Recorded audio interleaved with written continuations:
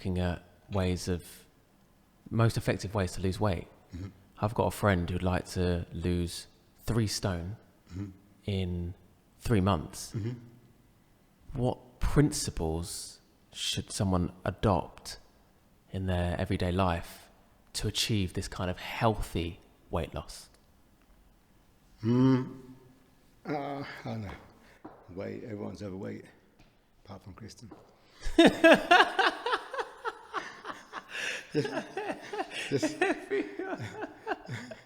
We're going to get some Kristen DNA. We're going to be whip it hyper lean and mean. You know? But see, like the weight loss industry. Last time I checked, in the UK, it was running to like £1 billion a year to spend on weight loss, whether it's programs, products, diet supplements, blah blah blah. It's running into like nearly £1 billion, and that's I haven't checked for a few years. You know, so obviously there's a big problem there. Yes. You find increasing now, and you find that children are obese now. I find children, I've seen myself, children 5 years old, they're obese, 8 years old, 10 years old, they're obese.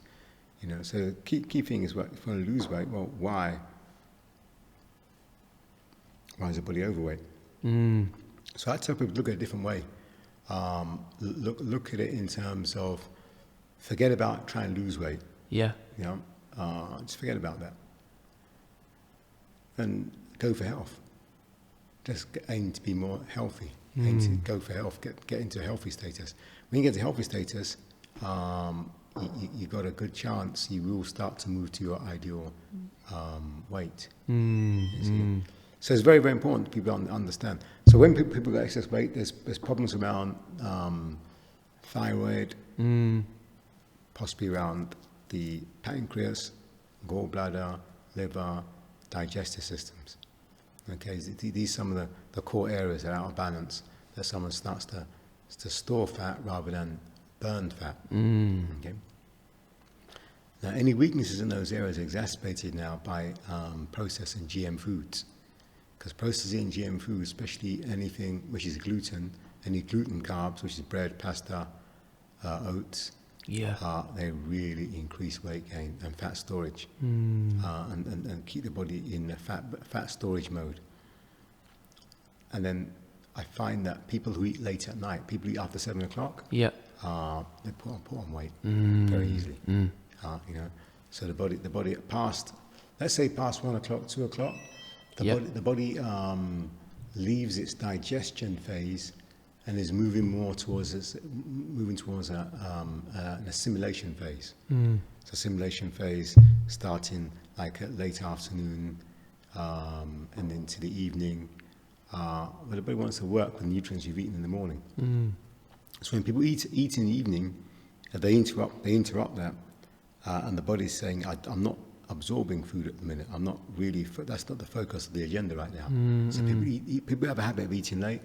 They're more inclined to be in the fat storage group, where the body stores fat very easily, as opposed to burning fat. Yes. You know, so a major strategy. People want to lose weight. We've done this. A lot of people, they've got to massively decrease the amount of food they eat in the evening. Right. You know? Amazing. I know. That's really powerful. Yeah. Interesting study. They got a group of people who wanted to lose weight. Yeah. And in fact, they had the temerity, the audacity to say, we want to lose weight, but we're not changing our diet. And I'm talking about bad diet. I'm talking about fried Mars bars. You know, I'm talking about really, really bad diet. And they just couldn't change their diet. So what the research team did, they got them to eat the same food, but the calories in their diet, they got them to eat those calories in the first half of the day, as opposed to the second half of the day. And guess what happened? They lost weight quickly. They lost weight. Wow, okay. They lost weight on a bad diet, just by changing timing. The timing is a huge thing then. Yeah. Major. Every culture has its mantra. Breakfast like a king. Lunch like a I don't know what the other. I don't know. prince. Prince. Ah. Supper like a pauper. Pauper. Pauper, yeah. Pauper. Yeah. You see? That's PhD health there. Yeah. You create massive health problems, blood pressure, blood sugar problems, accelerated aging by eating heavy at night time. You find all people, I've done a lot of studies, people manage to live a long time. And a lot of them actually lived a long time because they knew what they were doing. A lot of them, they worked it out, they don't eat in the evening. So if you wanted some real serious weight loss, you're looking at eating the bulk of your meal in the morning. Yeah. And then as the day goes, you're going to lessen the amount of calories severely. Yeah. So when you come to the evening before 6, it's literally nothing. Yeah, or very little. Very little. Yeah. So, Interesting. So sometimes I work with clients and I give them a game, a mnemonic game to play to get them losing weight. This is what I do. I get them to go and download a picture of a sumo wrestler. Yeah. Okay. So why do I do that? Okay. Because sumo wrestling is an ancient Japanese discipline. They've been doing it for over 1,000 years. So they're good at it, right? What did you say? Say that again? So they're good at it. So yeah, okay. Yeah. They know how to build a sumo. So how do they build a sumo? So a sumo wrestler will train all day, take a break in the afternoon, have a snack, go back and train all evening, stop around 8, 9, then have a blowout meal, which is based around Japanese dumplings, high levels of carbohydrate in a stew. Then they eat this meal and go straight to bed. So that's how you build a sumo. So I get my clients to put a picture of a sumo. The ones who want to lose weight, there is put a picture of a sumo on the fridge. Yeah. You know? Yeah. And when that temptation comes, that late night snack, Yeah. I don't want to look like that. Yeah. So a lot of people work this out. I don't eat heavy at night. I don't eat much at night. I finish by 7. I said to him, do you snack? I snack, yeah. Don't forget the drink, the beverage with the sugar in, the buns, the scones, the whatever people snack on. Bang, that's the downfall. And tell me about a percentage of raw food. I know you're an advocate for 100% raw food diet, but for those who have, that are on cooked food, what would be a balanced approach to losing weight, or changing how much raw food is in your diet? What would be like?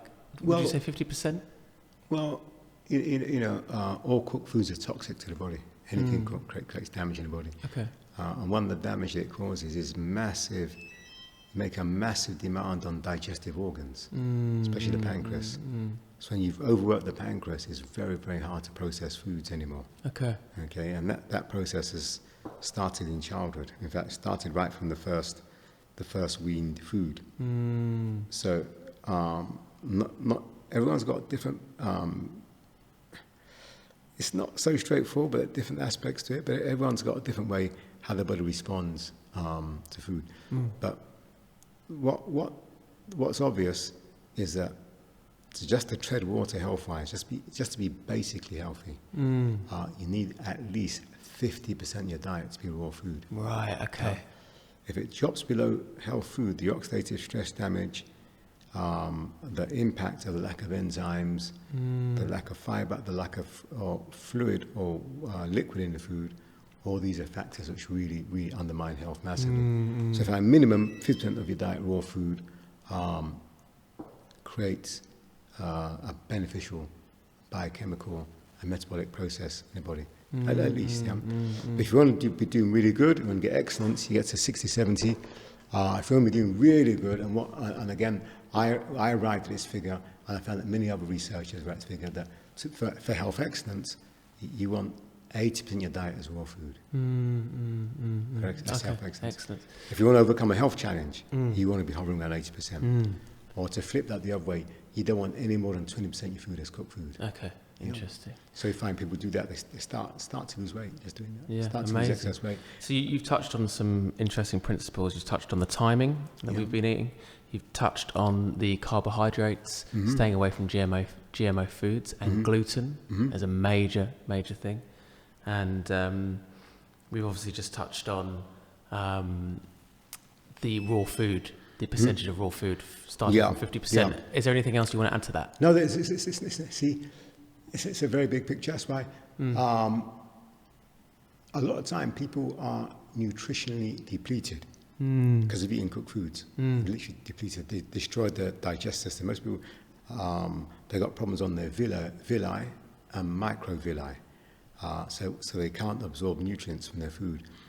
So a lot of people are naturally overeating because they're starving. They're starving at the cell level. They can't get nutrients into the body. So people actually overeat. So what we found very effective is with the Health Restore program, we get people to detox, cleanse the intestine, cleanse the colon, cleanse the bowel, but at the same time leaving certain foods aside for a while. We get people reducing, getting their calories, their intake, nutrients in liquid form. And in fact, going forward health-wise, the more of one's intake is liquid, the healthier one will be. Liquids like juices are very easy to absorb. So a standard diet, one of the problems of standard diet is there's no liquid in the food. Yes. So someone's a meal of rice, bread, potatoes, whatever someone's favorite food is, beans. There's very little water in that food. Yes. Very little water. So the body can't process or negotiate with that food without water. So food without water will really dry up and cramp up and damage the intestines. So the only food the body actually really respects and responds to is food with high water content, which is fruits, which is vegetables. Yes. Which you've got like stable, electron stable elements, water in that food. So a lot of time, the weight imbalances that people have is they've not been digesting for a long time. They've damaged the digestive apparatus. They're low on nutrients, so they're overeating. When someone's low on nutrients, the default food will be carbohydrate. Yes. Because the person instinctively is medicating with carbs just to get energy. So it's not about nutrients anymore. It's just to get enough energy to make his next 2 or 3 hours. So people are locked in this vicious cycle. So detox is very important. Yeah, detox, purifying the organs, liver, bowel, really important. A lot of time people got weight problems, they've also got problems on the liver, call it fatty liver. So when the liver's gorged with fat, the liver's not breaking down fat, so people got high levels of fat storage in the liver. And then when someone's in that situation, again, they get stuck into this fat storage loop rather than the fat burning loop. So you've got to unplug a few things, and people got to be doing, if you want to lose weight, you've got to be doing something very, very, very opposite what they're doing before. So you find that people overeat, people way overeat. So a lot of time people can lose weight by eating 1 meal a day. We get people to lose weight eating 1 meal a day and juicing 1 litre a day. We get people to people to lose weight by just eating as much as they want, but make sure it's mainly raw. Because sometimes lose weight, just do like 7 to 10 days no cooked food, just raw foods. Get people losing weight. Can you detox the body just by juicing fruit and vegetables for 7 days? Is that an effective? Yeah, it's a detox. Yes. I mean, yes. But in terms of a definitive detox, yes. Not necessarily. But it's powerful. Okay? Anything. Look, I can get someone healthier eating burger and chips. Really? Yeah. Because if the burger and chips was healthier than the fried Mars bars and the pork chops they were eating before, they start becoming healthier. Relatively. So any increment improvement in your health or change in health will start to improve your health. So how deep that change goes depends how radical the shift or the change that somebody actually makes. Do you recommend any exercise at all? Physical activity, very important. Very, very important. Really, really important. Will this speed up the process? Will it help at all, or is it not really It can help. Obviously, it helps the process. Obviously, helps the process. But when we work with clients, we do a detox. We don't do much physical activity in the first maybe 2 weeks, maybe even a month, depending on the person's health status. Because often, remember, someone's got a lot of weight, there's pathology going on there. So there's pathology, there's problems on the liver, there's problems on the intestine, there could be a problem with the glands. There are various reasons. So when I do a scan, I identify very, very quick, why is this person storing fat? Why? And often there's a combo. There's the thyroid, pancreas combo, thyroid, pancreas, liver combo a week. There could be a combination of the person is very, very low in B vitamins. When you need B vitamins, you can't process nutrients properly, especially convert carbohydrates to energy. So there are multiple factors which have gone wrong. Yes. When someone's weight has really gone past a certain level.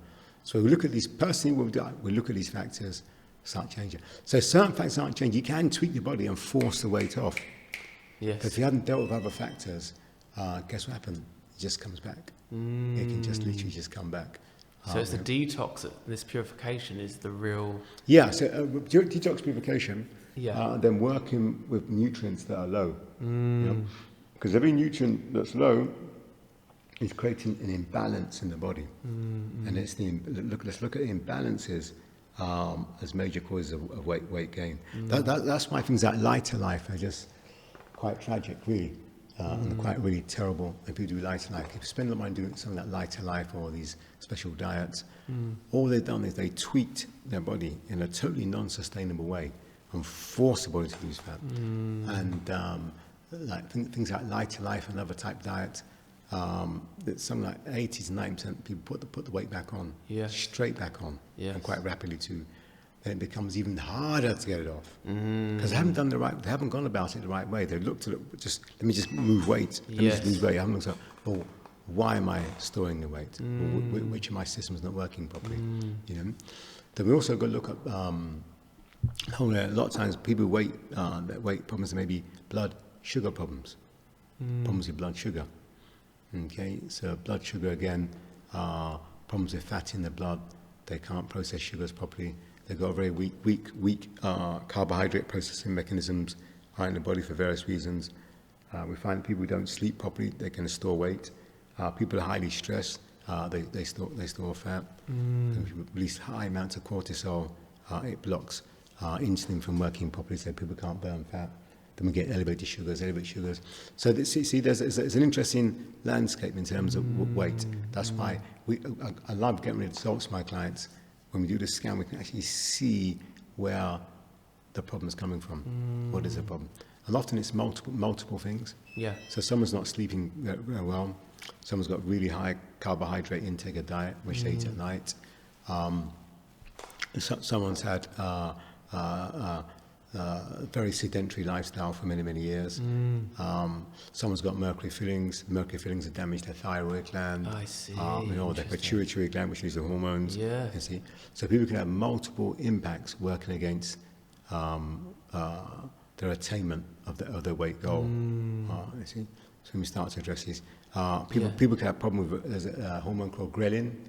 So ghrelin tells you when your body releases that, when your body's satisfied with what you're eating and you had enough.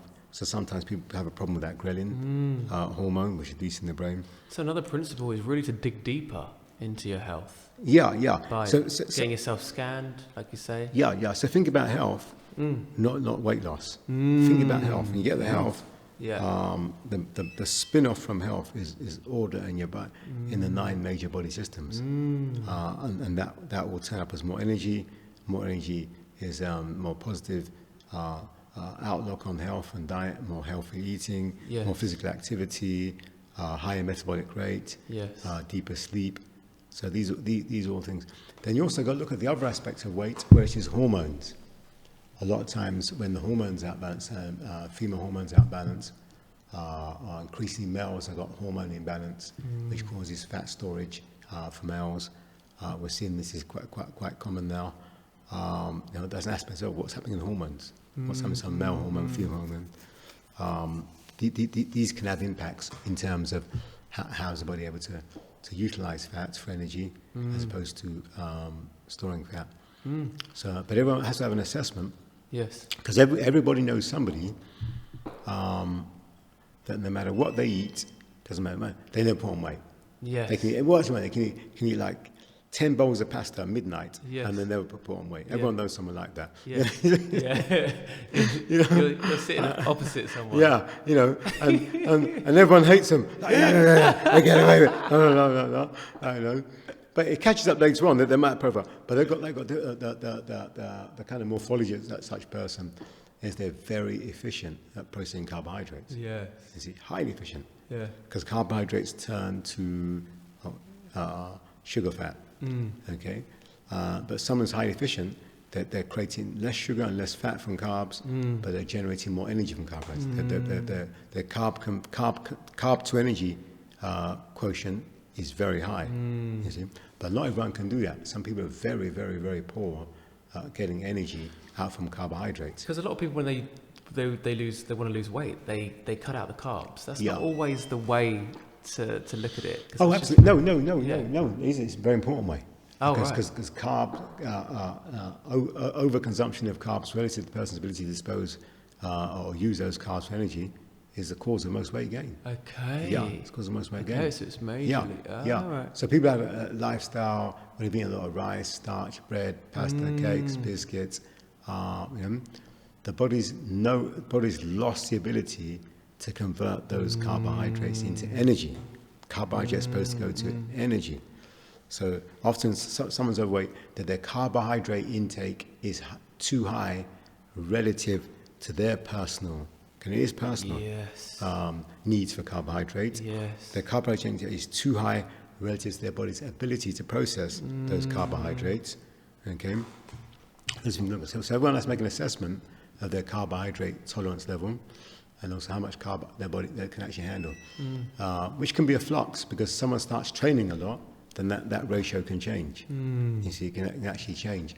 So people ought to be sensitive and be aware how much carbohydrate can they actually process. Yes. Now, when someone's metabolically stuck, someone can turn small amounts of carbohydrate into a lot of body fat. So a lot of people have had a problem. Small amounts of carb, bang, can generate huge amounts of fat, sugar and fat from that. So it depends on sensitivity. So amazing. It can even get so ridiculous that one spoon of rice or one slice of bread is actually significant to someone who's got very, very poor carbohydrate controls. Yeah, interesting. Yeah, amazing. I think you've touched on some really important elements there. Yeah, you've wrapped it up. Yeah. So remember, it's all individual. There are patterns and there are profiles, but it's all individual. Then there are overlays. That people who do shift work will have more problems processing carbohydrates. Yes. So people do shift work, or people who don't sleep properly. You're talking about nighttime shift work. Yeah. They don't balance their carbohydrates properly. They find hard and hard to balance carbs. Not 100%, but a lot of the time. Yes. You see, so those are factors as well. So again, people don't sleep properly. So people got high levels of stress, either work or for other reasons, family or personal-wise. They start to weaken or drop their ability to process carbohydrates. Right. Okay. Yeah. So the processing of the carbohydrates is really major as well. Yeah. Which of all these other factors that affect that, right? Yeah. Then also, you look at the other aspects, is like the enzymes. So people got problems with enzymes made in their pancreas. Because by eating cooked food, most people in the world today, especially in the post-industrialized world, have shredded their pancreas, have wrecked their pancreas. This is number one problem. So a weakened pancreas cannot make enzymes. Without enzymes, you can't process food. So without lipase, you can't break fat down. Without amylase, you can't break starch down. These are all made in the pancreas. And the pancreas has been destroyed in most people in the Western world by eating cooked foods. Because pancreas is a backup organ making backup reserve enzymes. But most people have stretched the enzyme output capacity of the pancreas by eating cooked foods, which cooked foods have no enzymes in them. Zero. I see. You see? Not at all? Not even? No. When you cook something for 1 minute past over 140, I think it's 144 degrees, all enzymes gone like that. What about, there's an argument about when you cook tomatoes, different nutrients are present from a cooked tomato as opposed to a raw? No, that's all rubbish. All they're looking at one element, not all of them, just lycopenes. That's one study that came out, everyone jumped on that. Right. So looking at lycopenes, they find it was a higher concentration. But what they were doing, that's why I go look at all the studies, what they actually did. That in the study, they were looking at, I think it was canned tomatoes, Yes. or maybe even tomato puree. Right. So which is actually more concentrated. So what they were saying, you might have to get once the food is concentrated that way, obviously you're going to find a high density of the lycopenes in the food. How is that related to the cooked tomatoes? I don't know. I didn't do the study, but Okay. So a lycopene is an element that is not necessarily destroyed by heat. Yes. Yeah. So it might not be destroyed. It might be molecularly altered. So you can have maybe they're finding more higher volume in the processed or condensed tomato, but who knows if that lycopene is still bioavailable? So who knows it's still absorbable? Yes. You see, so they can do research and they can extrapolate a lot of things from a little research. But suppose you got this tomato paste. Hey, it's got high lycopenes in it, but hey, is there a possibility that we need the vitamin C and other enzymes so the body can actually convert the lycopene into something you can actually use or work with? Interesting. You see? Yeah. You see, so when you cook something, you've always got this unbalanced product. And remember, nothing happens without enzymes. Without enzymes, there's no life process, no conversion processes that can actually take place. Okay, so that's why the pancreas is actually the main organ that actually generates and makes enzymes. But most people's pancreas has been destroyed by having to overwork. The pancreas can make enough enzymes to break down 1 meal a day. Right. Wow. Yep. Okay. It's got enough reserve enzymes, then it's got to replenish the enzymes. Now, what's interesting, why we have this problem, especially this problem, digestive problems, leading to weight problems, is that the pancreas uses more minerals, requires more minerals than any other organ or gland in the body. Interesting. You see? Yes. So again, people haven't got the minerals. There's less minerals in the soil, less minerals in the food. And then when people got digestive problems, they can't absorb the minerals. So from what you're saying, even there's more of a case to eat more raw food now. Yeah. Because of the depletion in minerals. Yeah. nutrients. So remember, the heat process will change the structure of the minerals, and it can actually move the minerals from into inorganic version of the mineral, which is why people get a lot of problems in their bones and joints because they're eating food that's cooked. So you've got these minerals that's been altered by heat, which your body doesn't digest or utilize very, very well. You see, so these are factors why it's really, really important. Amazing. To get onto raw food. Raw food is the master key for bringing all balance in the body. Okay. Bringing assimilation to the body, bringing enough nutrients into the body. So raw food is any food that's not been heat processed. In a way, What a great way! What a great way to wrap that up. Well, let me Go on. Let me wrap it up with a quote from David Wolf. Okay, go on then. He's great. David Wolf, but he says, "Is avocado the greatest food? Because we haven't yet worked out how to cook it." So true. Yeah. Wow, what a great thing. Yeah, love that. Yeah. Hey, now we can wrap it up. Yeah, now we can wrap it up. Love that. Yeah.